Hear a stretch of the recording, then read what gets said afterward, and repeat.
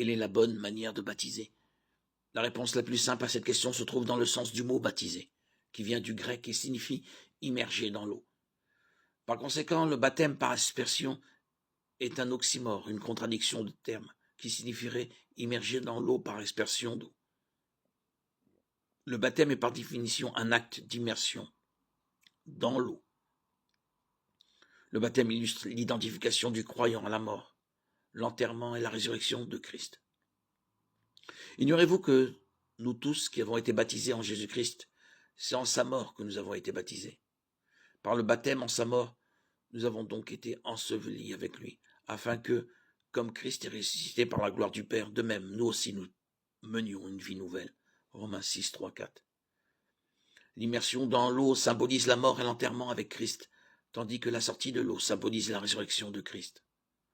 Par conséquent, le baptême par immersion est la seule forme de baptême qui illustre l'ensevelissement et la résurrection avec Christ.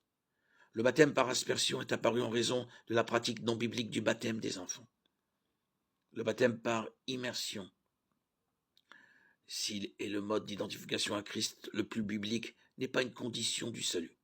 Il s'agit plutôt d'un acte d'obéissance et d'une proclamation publique de foi en Christ et l'identification à lui. Le baptême est une image de notre abandon, de notre ancienne vie pour devenir une nouvelle créature. 2 Corinthiens 5, 17. Le baptême par immersion est la seule forme de baptême qui illustre parfaitement ce changement radical.